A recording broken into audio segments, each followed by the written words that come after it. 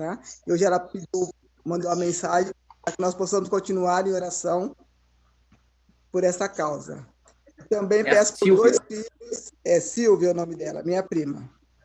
E eu peço por um filho de um senhor, um rapaz de nome Bruno, que está deixando o pai muito chateado com o comportamento dele, tá? E o filho de uma outra amiga... Não consegui entender, querida. Não, o Bruno... Um rapaz de nome Bruno, tá? O pai fez o pedido que ele está com comportamentos que está deixando o pai muito chateado, tá? Entendi, e querida. Filho, eu lembro a mãe, que é a Alexandra, e o nome do filho eu me esqueci. E ele também tem magoado muito o coração dessa mãe, tá? Mas Deus sabe o nome dele, que Deus possa entrar com providência. Difícil, né, minha querida? Sou grata pela vida dela também, né? Porque era só gratidão. Amém.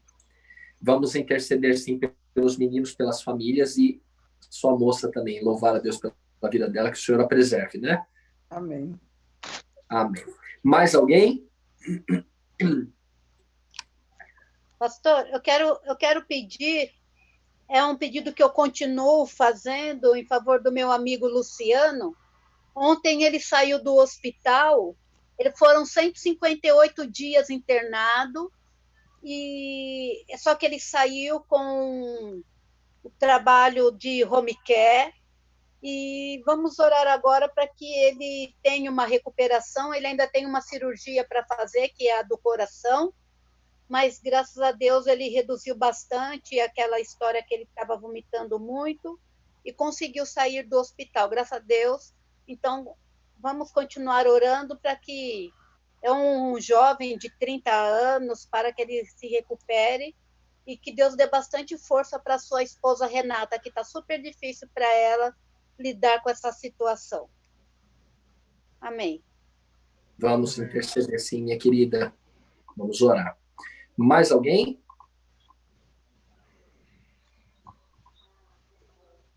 Não precisam brigar, tá? Um de cada vez, dá tempo de todo mundo falar.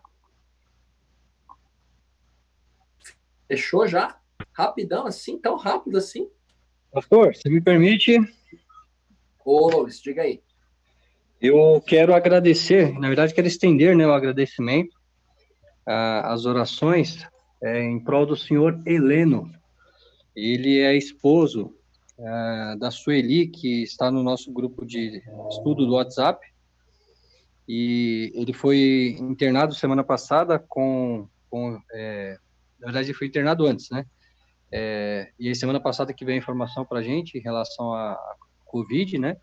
E aí no final da semana ele recebeu alta, né? Inclusive com aquela plaquinha, né? Comemorando que foi um dos que conseguiu superar essa doença terrível que tem assolado, né, a sociedade. Que bênção, amigão, que bênção. Amém. Glória a Deus. Glória a Deus. Mais alguém, fique à vontade, tá? Vou aproveitar aqui também. A Deus pela... Diga aí, João. Pode falar, Joel, querido. Quero agradecer a Deus pelas bênçãos que Deus tem derramado na minha vida, na vida da minha família, a proteção, a paz, a tranquilidade, e tendo a certeza que Ele nos ouve.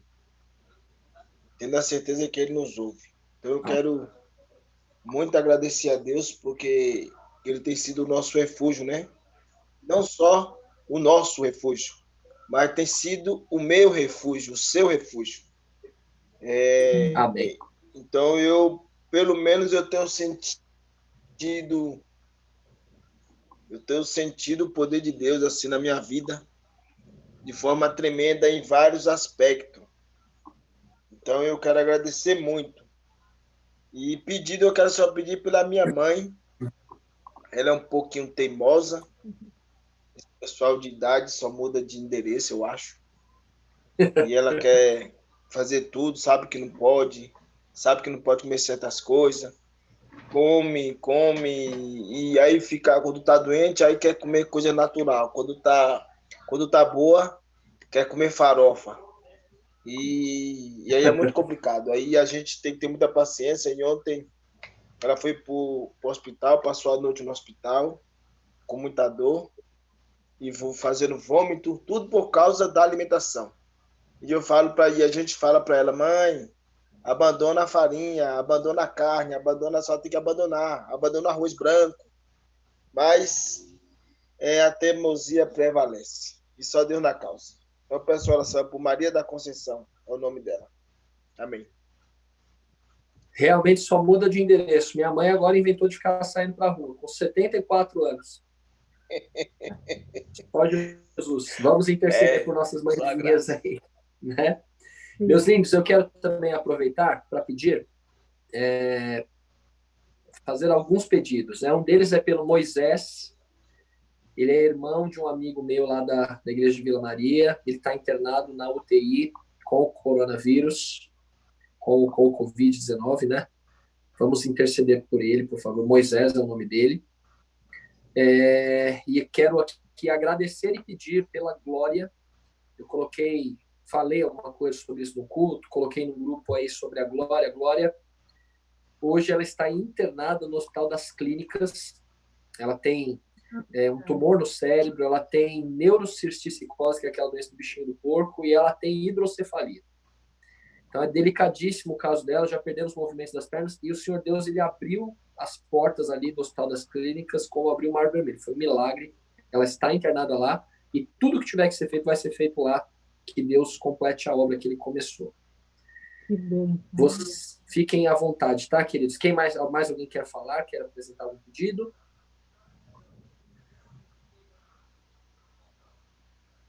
Ok. Meu amigo Joel, então, vai orar. Eu vou fechar todos os microfones aqui, Joel. Aí você abre o seu de novo, por gentileza, só para que o som fique mais nítido possível aí. Pode abrir o seu, Joel, por favor, querido? E ore, por gentileza, meu irmão. Vamos orar.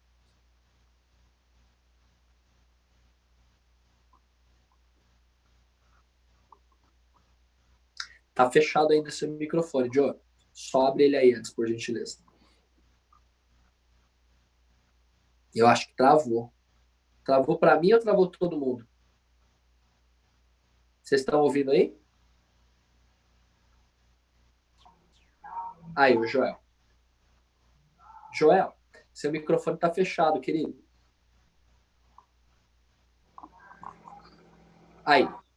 Ore, por favor, querido. Voltou. Vamos orar. Santo Deus, querido Pai, Deus eterno, Deus de bondade, Deus de misericórdia, nós estamos felizes, Senhor, porque apesar dos pesares, apesar da pandemia, apesar da dificuldade, apesar dos lutos, o Senhor tem cuidado de nós. Tem cuidado, Pai, daqueles e daquelas, das crianças. E queremos, ó Pai, nesta hora, te agradecer, ó Pai, por muitas e muitas bênçãos que o Senhor tem amado sobre cada um de nós. Estamos aqui, Senhor, porque acreditamos em Ti, acreditamos no Teu poder, acreditamos que o Senhor pode todas as coisas. Por isso, ó Pai, por esse motivo que estamos aqui, para render louvores, para engrandecer e bendito o santo e bendito o nome. Pedimos, Pai, pela família do culto, te pedimos, ó Pai, o conforto. Um homem que foi um fundador, foi um cooperador, que foi, ó Pai, um discípulo aqui nessa terra, pregando a Tua palavra, e agora não está mais conosco.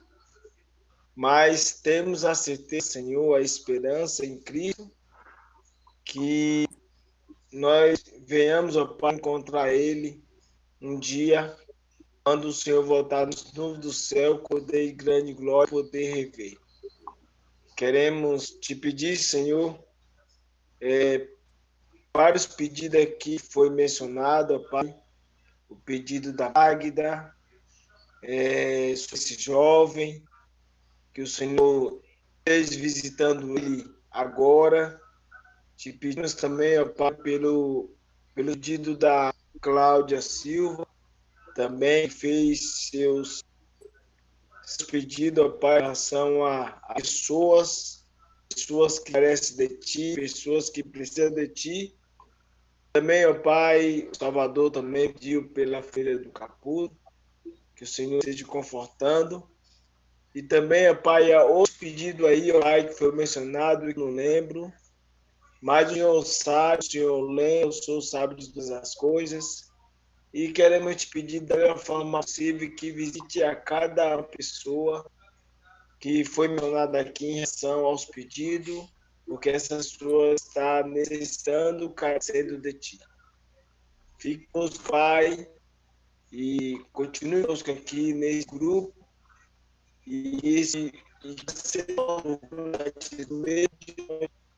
Mas nós vamos estar mais de Ti, Pai, por médio da internet e também, Pai, alguma forma te adorando e se tem verdade. Te pedimos em nome de Jesus. Amém, Senhor. Amém. Amém. Amém. Obrigado, amigo Joel amado. Obrigado, querido. Família amada de Deus, é muito importante esse momento nosso de oração, de intercessão. O Senhor Deus, ele responde às orações, viu? Ele responde, tem mostrado isso, tem ficado muito evidente o cuidado de Deus por cada um de nós e o poder que a oração tem, o poder da intercessão. Eu gostaria de, nessa noite, ver com vocês um tema o qual parece não ser... Deixa eu só silenciar aqui os microfones. Calma aí. Então, é um tema que parece não ser para o nosso momento. É um tema que parece que para nós não tem ainda muita utilidade. Entretanto, eu acredito que tenha para alguns agora e para todos nós em algum momento vai ser importante que a gente tenha conhecimento a respeito dessa informação, desse conselho, desse aviso que o Senhor Deus deixa aos seus filhos. É importante a gente lembrar que o Senhor Deus não fará coisa nenhuma sem antes avisar o seu povo por meio dos seus profetas. E isso é espetacular, porque como família de Deus, como povo de Deus, nós somos privilegiados, sim, em ter a palavra profética revelada, e a gente, com isso, ao conhecê-la, isso fortalece a nossa fé, isso nos ajuda a sabermos como nos preparar para o tempo do fim. E eu quero recomendar, já está aí a capa na tela, todos estão vendo aí, eventos finais? Estão vendo? Dá um joinha. Esse livro aí é um livro da escritora, da autora, da profetisa Ellen White. Não sei o que você pensa a respeito da Ellen White, não sei se você... qual é a visão que você tem a respeito dela. A própria Bíblia diz: provai de tudo e retende o que é bom.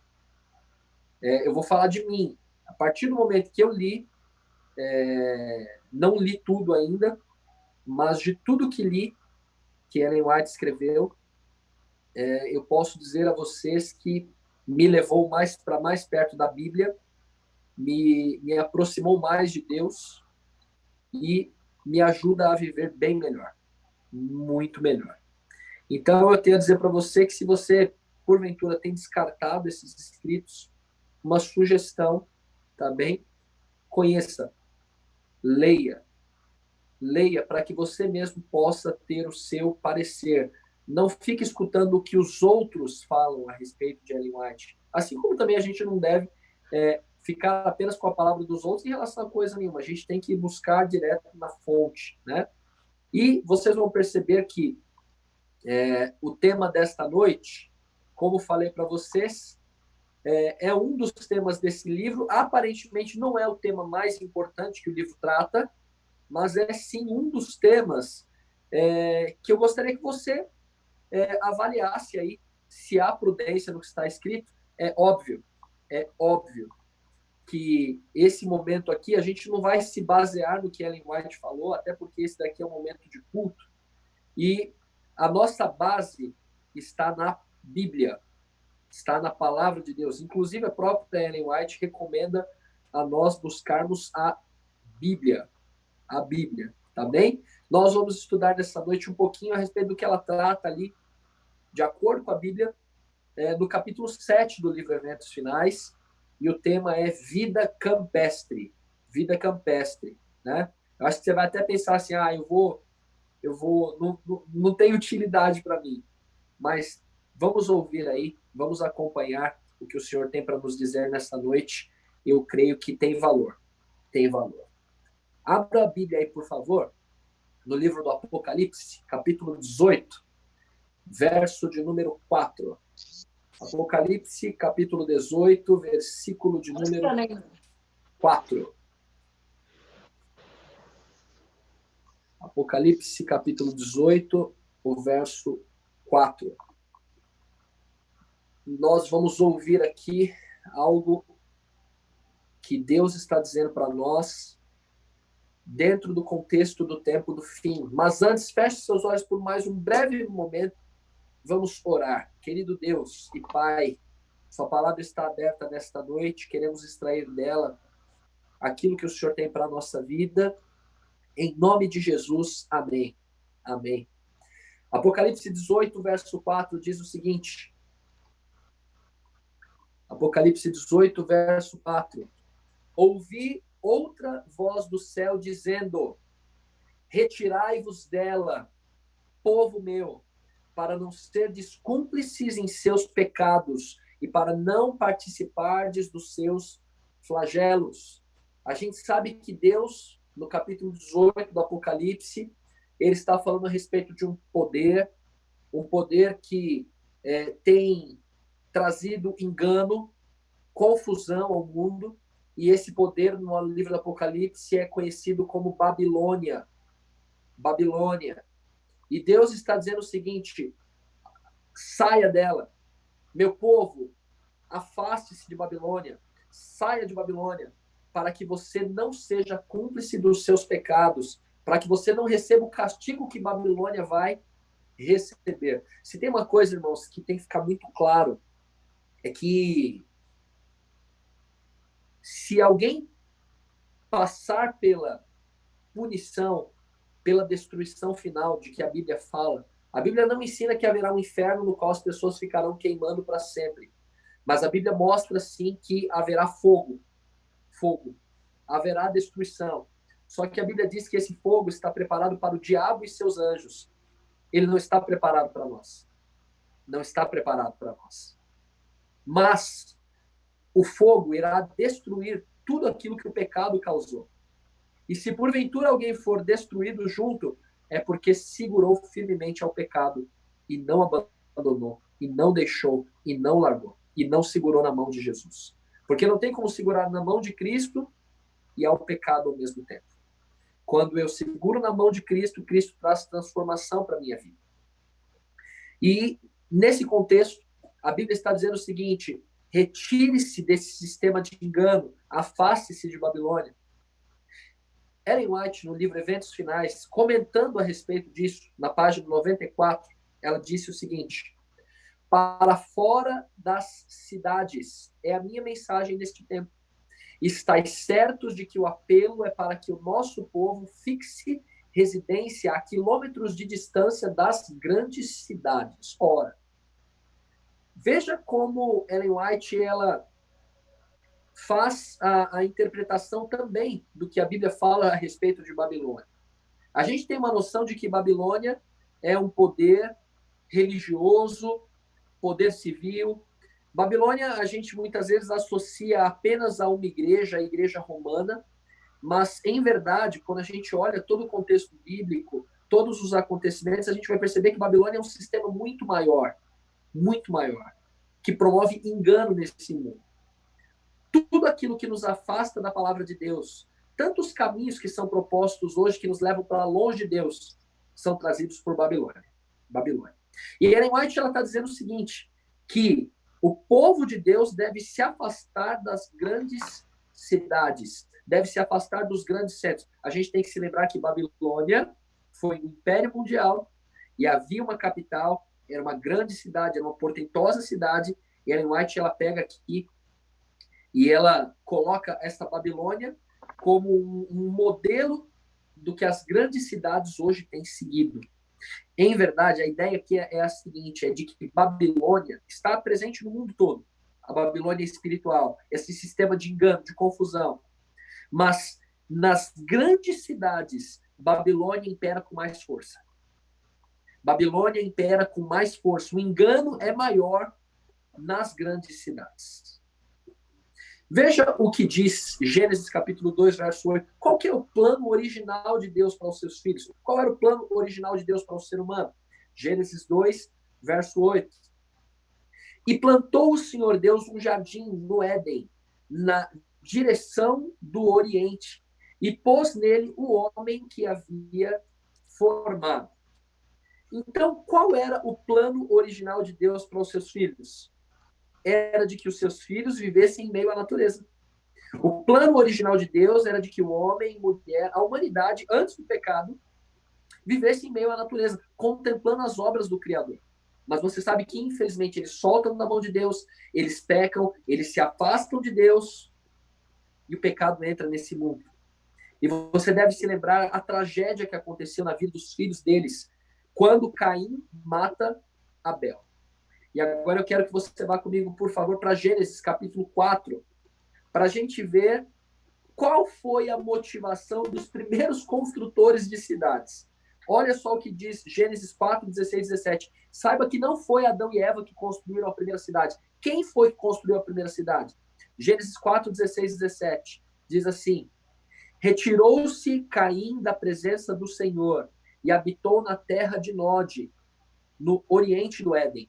E coabitou, teve relação sexual, Caim com a sua mulher. Ela concebeu e deu à luz a Enoque. Caim edificou uma cidade e lhe chamou Enoque, o nome do seu filho. Preste atenção comigo no que esse texto está dizendo. Esse texto está dizendo que os primeiros muros, a primeira cidade foi erguida por Caim. E quem foi Caim? O primeiro assassino. O primeiro assassino. Então, o primeiro construtor de cidade foi Caim. Caim. Veja o que Ellen White diz, comentando a respeito disso no livro Eventos Finais, página 109. Em vermelho está aí. Saíra da presença do Senhor. Rejeitara a promessa do Éden restaurado, a fim de buscar suas posses e alegrias na terra sob a maldição do pecado, ficando assim à frente daquela grande classe de homens que adoram o Deus deste mundo. Então, quando Ellen White comenta a atitude de Caim em construir a primeira cidade, ela está dizendo o seguinte, que Caim, o interesse dele era fixar residência nesse mundo. Ele se esqueceu de Deus. Se esqueceu de Deus. E foi o primeiro construtor de cidades. E ele está à frente, ele é como se te puxasse a fila para todos aqueles que adoram o mundo. O mundo. Perceba como a Bíblia, queridos, ela está falando para nós a respeito das grandes cidades. Veja agora o que diz Gênesis, capítulo de número 11, verso 4. Olha só o que vai acontecer aqui. Gênesis 11, verso 4. Você deve se lembrar do episódio no qual os homens quiseram construir uma enorme torre para se afastar completamente de Deus e dizer que não precisavam de Deus. Olha só o que aconteceu. Disseram, vinde, edifiquemos para nós uma o quê? Cidade. Uma cidade e uma torre cujo topo chegue até os céus, e tornemos célebre o nosso nome, para que não sejamos espalhados por toda a terra. Queridos, aqui está o episódio no qual alguns homens quiseram se afastar de Deus. Você deve se lembrar, essa cidade chamava-se Babel, que origina o nome Babilônia. Babilônia.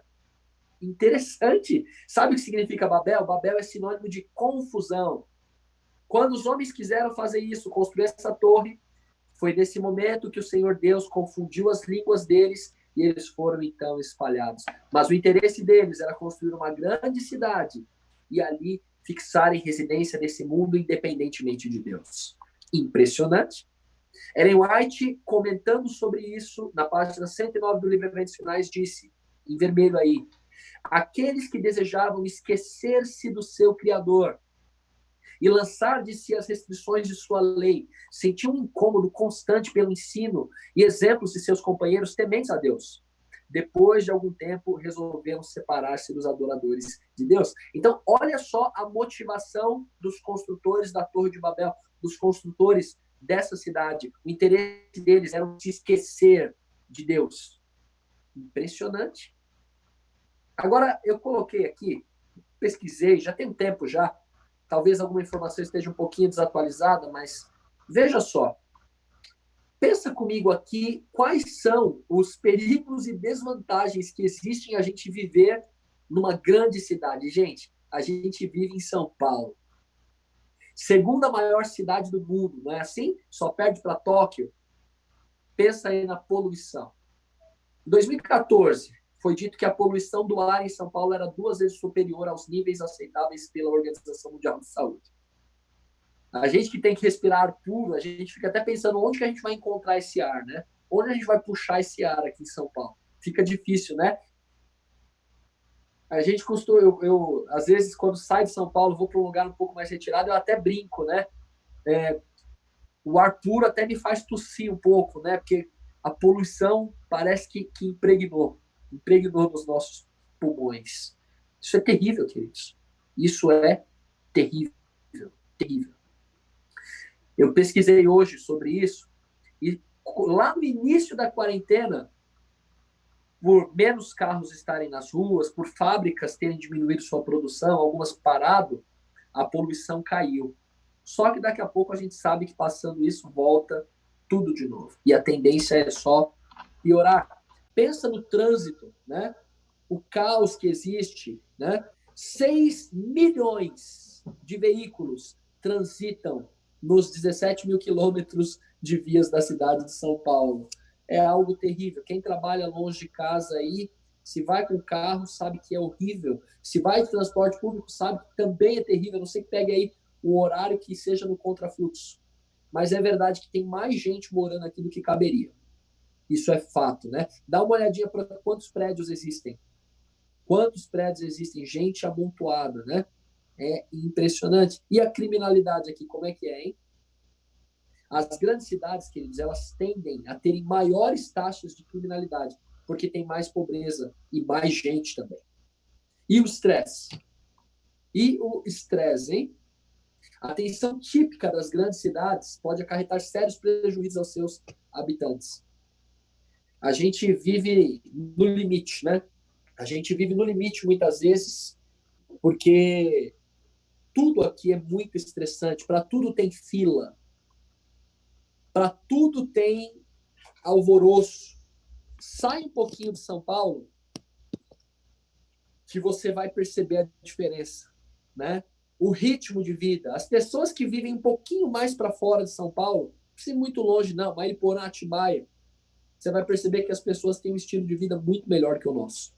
Muito melhor. Eu costumo dizer que qualquer lugar é melhor do que São Paulo, né? Agora, olha só esse comentário de Ellen White, veja se não é verdade. As cidades de nosso tempo tornaram-se depressa como Sodoma e Gomorra. Em todo o mundo, as cidades se estão tornando viveiros de vícios. Por toda parte se vê e ouve o que é mal e encontram-se estimulantes à sensualidade e ao desregramento. Alguém vai dizer o seguinte, porcaria tem em todo canto. Verdade. Só que posso te falar uma coisa? Aqui chega primeiro. Tudo que não presta chega primeiro nas grandes cidades. Tudo que não presta chega primeiro nas grandes cidades. E numa intensidade muito maior, em proporções muito piores. Me lembro na época que eu comportava, né? Vou fazer um comentário aqui, espero que ninguém se ofenda, mas com todo carinho e todo respeito. Por exemplo, né? Algumas músicas, se pegar a letra de um funk, por exemplo, né? Uma letra chula, uma letra que denigre a mulher, enfim, não é música, não é música. Eu me lembro que no interior era raro. Não tinha? Tinha, mas era raro escutar. Em alguns lugares aqui, a gente simplesmente em casa, a gente vai ter que ouvir de tudo aí, não tem para onde fugir, né? Ellen White diz que as grandes cidades são viveiros de vícios, ou seja, aqui o vício cresce, aqui o vício se expande e se espalha, né? Além disso, ela comenta o seguinte: a tarefa de edificar o caráter será 10 vezes mais árdua para os pais e os filhos. Para você ajudar os seus filhos, para nós também, para a construção do nosso caráter, Ellen White chega a dizer que vai ser 10 vezes mais difícil vivendo numa grande cidade do que se a gente estivesse em um lugar retirado. São coisas para a gente pensar, não é, irmãos? São coisas para a gente pensar. Repito, Apocalipse 18:4, dizendo: ouvi outra voz do céu dizendo: retirai-vos dela, povo meu, povo meu. E aqui Ellen White vai comentar essa questão dos flagelos, vai comentar essa questão das catástrofes que vão acontecer, os juízos de Deus sobre a grande cidade. Olha só o que ela diz: catástrofes ocorrem em maior escala porque há maior concentração de ímpios.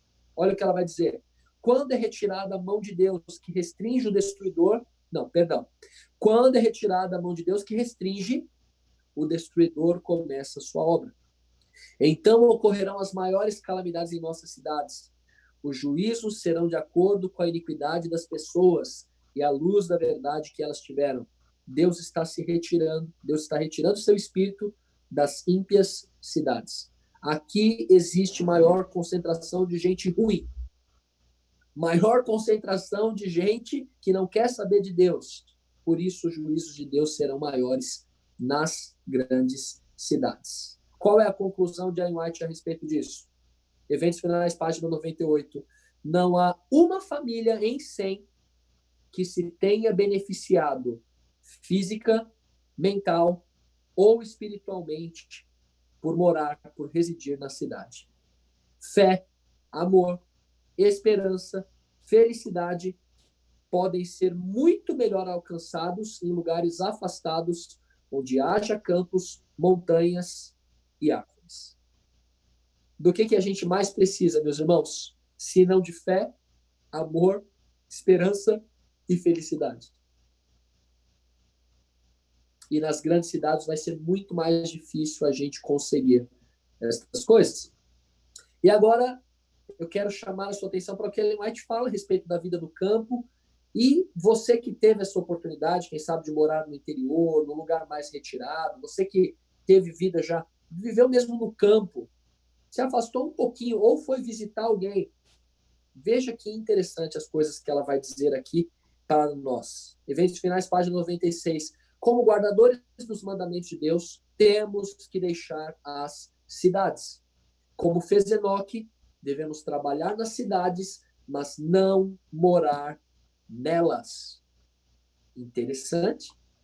O conselho é de que a gente trabalhe nas cidades, porque nas cidades tem maiores oportunidades, mas isso não significa que a gente tenha que morar nelas.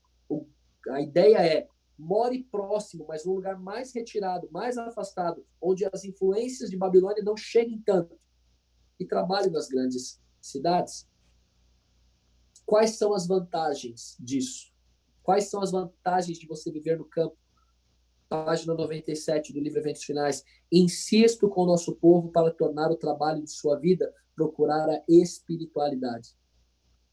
Cristo está à porta. Por este motivo é que digo ao nosso povo: não considereis uma privação seres convidados a abandonar as cidades e mudar-vos para as zonas rurais. Aí, ricas bênçãos aguardam aos que delas quiserem se apoderar.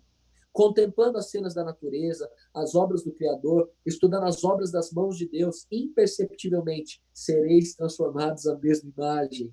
Queridos, quando a gente está perto da natureza, a gente, no silêncio, consegue ouvir melhor o nosso Criador. Ao contemplarmos as obras das mãos de Deus, a nossa mente é impressionada para reconhecer a supremacia dele, a grandiosidade dele, o amor e o cuidado que ele tem por nós. Outra razão porque é melhor viver no campo e não nas grandes cidades. Tirai vossos filhos do cenário e sons da cidade, para longe do ruído dos veículos, e sua mente se tornará mais saudável. Será mais fácil levar-lhes ao coração a verdade da palavra de Deus. Quantos perigos existem para os nossos filhos? Gente, dá até medo, viu? Dá até medo, de verdade. Dá receio. A gente fica... Muita gente até pensa se vai ter filho ou não nos dias de hoje. Não é?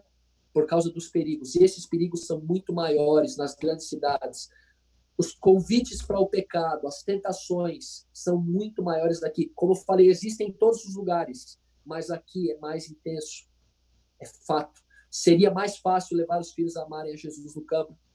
Outra razão porque é melhor morar no campo. O ambiente material das cidades constitui muitas vezes um perigo para a saúde.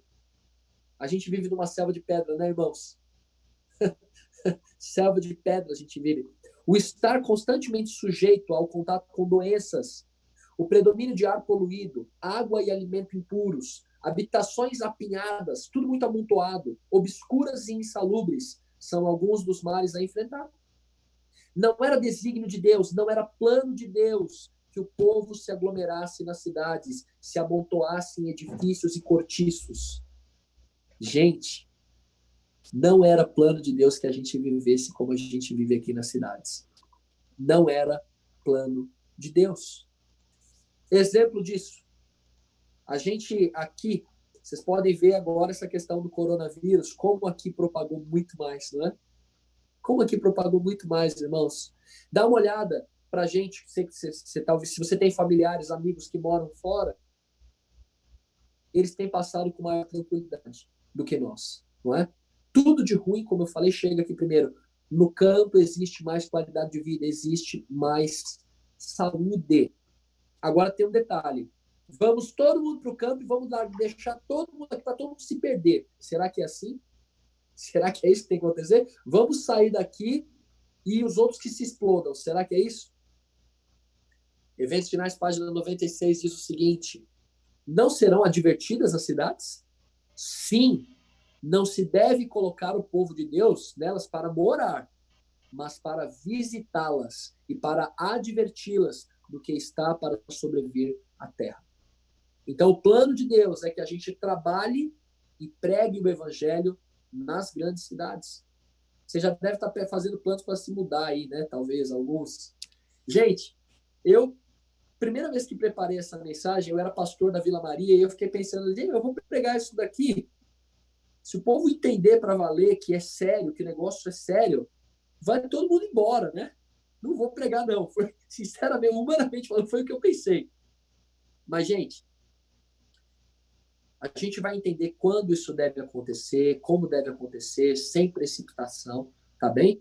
Mas fato é que quando alguém fala quando alguém fala para mim assim, tô indo morar num outro lugar mais retirado, é lógico que a gente sofre pela falta, pela ausência, né? Só que eu sei que a pessoa vai viver muito melhor. Vai viver muito, muito melhor. Quando se mudar, veja o que Ellen White diz sobre isso. Conforme o tempo avança, cada vez mais terá nosso povo de sair das cidades. Durante anos, temos recebido a instrução de que nossos irmãos e irmãs, especialmente as famílias que têm filhos, devem fazer planos para abandonar as cidades, conforme diante deles se abra o caminho para fazê-lo. Muitos terão de trabalhar com empenho para ajudar a abrir o caminho. Nossas cidades estão se tornando cada vez mais ímpias e cada vez mais se torna evidente que os que desnecessariamente nelas permanecem fazem-no, pondo em perigo a salvação de sua alma. Veja, temos que fazer planos para que isso aconteça. Agora tem um detalhe. Como? De que forma? Ela não aconselha mudanças precipitadas. Isso é importantíssimo. Quanta gente mete os pés pelas mãos. Vou vender tudo aqui, vou me mandar. Sem nem ter nada planejado. Também não é assim, queridos. Não é assim. Olha só o que ela vai dizer. Cada qual tome tempo para considerar cuidadosamente e não ser como o homem da parábola que começou a edificar e não pôde terminar. Nenhuma mudança se deve fazer sem que tal passo e tudo que ele implica sejam cuidadosamente considerados. Tudo deve ser levado em conta. Pode haver indivíduos que agem precipitadamente e entram em algum negócio que nada sabem. Deus não exige de nós tal coisa. Portanto, queridos, tem que ser com planejamento, tem que ser com calma. É algo que a gente tem que começar a pensar e com prudência, quando chegar o momento, fazer, mas sem precipitação, sem fazer loucura. Nada seja feito de maneira desordenada, para que não haja grande perda ou sacrifício de propriedade, devido a discursos ardentes e impulsivos que despertam entusiasmo que não é segundo a vontade de Deus. Queridos, percebam que não existe fanatismo. Tá bem? Tem que sair da grande cidade. Não é assim, queridos. Não é assim. Não é por entusiasmo. É uma coisa com prudência, com calma, com cautela. Para que, por falta de equilibrada moderação e devida contemplação e de sadios princípios e propósitos, uma vitória que necessitava ser ganha se transforme em derrota. Deus não está exigindo de nós que a gente saia correndo igual doido. Não é isso. Tem que ser com planejamento, com calma, com cautela. Qual é o sinal? Qual é o momento que a gente tem que ficar muito claro que tem que sair, não tem como mais esperar? Não está muito distante o tempo em que, como os antigos discípulos, seremos forçados a buscar refúgio em lugares desolados e solitários. Como o cerco de Jerusalém, olha um exemplo, como o cerco de Jerusalém pelos exércitos romanos era o sinal de fuga para os cristãos judeus, assim, o arrogar-se nossa nação, a gente tem que se lembrar que Ellen White era norte-americana, vivia nos Estados Unidos. Ela diz que vai sair de lá dos Estados Unidos inicialmente um decreto que torna obrigatório o dia de repouso papal. Será uma advertência para nós. Será, então, tempo de deixar as grandes cidades, passo preparatório ao sair das menores, para lares retirados em lugares solitários entre as montanhas. Então, a ideia é, quanto antes a gente conseguir não ficarmos nas grandes cidades, já irmos para cidades pequenas próximas, continuarmos trabalhando e pregando nas grandes cidades. Quando sair a perseguição, a gente vai para a montanha, para a caverna, porque ali a gente vai esperar a vinda do Senhor. Quero terminar, irmãos, com essa advertência do próprio Senhor Jesus Cristo, que está em Lucas 17, verso 32. Texto curto, categórico. Cristo está falando a respeito da volta dele e ele disse: lembrai-vos da mulher de Ló. Ora, vamos lembrar um pouquinho da mulher de Ló? Havia uma grande cidade, duas grandes cidades, Sodoma e Gomorra. Ló escolheu colocar a sua família ali. Deus iria destruir essas cidades. Quando Deus chama a família de Ló para sair, os anjos pegando eles pelas mãos, correndo, Ló, sua esposa e suas filhas, o que a mulher de Ló faz? Olha para trás, mostrando que o seu coração desejava permanecer ali, que o espírito dela era apegado às coisas deste mundo, que ela queria permanecer, e ela foi destruída junto com as cidades. E Jesus diz para você e para mim: lembrai-vos da mulher de Ló. E Ellen White diz o seguinte, nós terminamos com essa leitura: Ló poderia ter preservado de muitos males a sua família, se não houvesse estabelecido seu lar naquela pecaminosa e contaminada cidade. Tudo quanto Ló e a família fizeram em Sodoma poderia ter sido feito por eles, mesmo se tivessem residido num lugar a certa distância da cidade. Então, não havia pecado, não havia nada de errado em buscar conforto, conquistas materiais. Não há pecado nisso. Só que o problema foi permanecer ali, a custo da própria salvação, colocando a família em risco por causa das coisas deste mundo. Ló estará no céu, só que provavelmente a sua esposa não estará, e as suas filhas muito provavelmente também não, porque apesar de elas terem saído, a Sodoma e Gomorra continuou no coração delas. Isso é sério, irmãos. Isso é seríssimo. E eu termino com a pergunta: a que está apegado o nosso coração? Sabe, irmãos, as coisas desse mundo, elas nos chamam a atenção, elas nos prendem. Só que o brilho desse mundo vai passar. E existe uma cidade que não terá fim, é a Nova Jerusalém, e é nela que Cristo quer que a gente esteja. E o conselho de Deus é: retirai-vos das grandes cidades. Vamos fazer planos para isso, vamos colocar nas mãos do Senhor, que o Senhor nos mostre o momento certo para fazer, que a gente faça com prudência, com sabedoria, e vamos esperar Cristo voltar, que o Senhor preserve a família de cada um de nós. Vamos orar, meus irmãos? Vamos orar? Querido Deus e Pai, louvamos o nome do Senhor, porque o Senhor não faz nada sem antes avisar a nós, os seus filhos. Queremos entregar nossa vida em suas mãos, pedir sabedoria do alto, no tocante a fazermos planos, ó Deus, de não permanecermos nas grandes cidades. Pedimos ao Senhor que, por favor, nos oriente, para que, enquanto aqui estamos, não nos apeguemos às coisas deste mundo, mas olhemos firmemente para o autor e consumador da nossa fé, o Senhor e Salvador Jesus Cristo. Preserva a nossa família, nossos filhos, nossos jovens. Tenha misericórdia de nós, por favor, ó Deus, salva a nossa casa. Em nome de Jesus. Amém. Amém. Família muito amada de Deus, eu vou deixar aqui aberto ainda. Eu já vou sair, tá bem? Vou dirigir agora, eu vou fazer uma visita, tá bom? Mas fiquem à vontade aqui, daqui a pouquinho eu fecho a reunião. Que o Senhor Deus abençoe e guarde o lar de todos vocês. Deus abençoe. Amém. Boa noite para todos. Amém. Boa noite.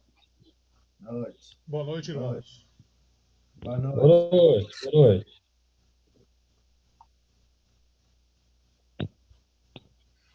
Boa noite, tchau. Tchau, cabeludo. Boa noite. É nóis, cabeludo. Pegar esse brilho aí, hein? Tchau, tchau.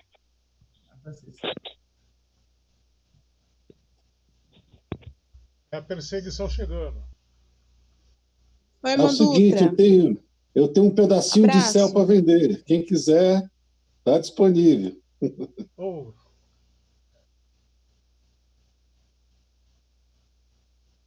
Tá aí uma ideia. E Elias, como é que você está, Elias? Tudo bem? Tudo bem, tudo bem. Mais um dia, graças a Deus. Amém. Bom, vou aproveitar. Visitem o site, tá? Esses vídeos eu estou gravando e pondo lá no site da Igreja Adventista do Sétimo Dia de Carvalho. E as da EC. Fiz uma propaganda já. Muito obrigado. Boa noite a todos. Boa noite, gente.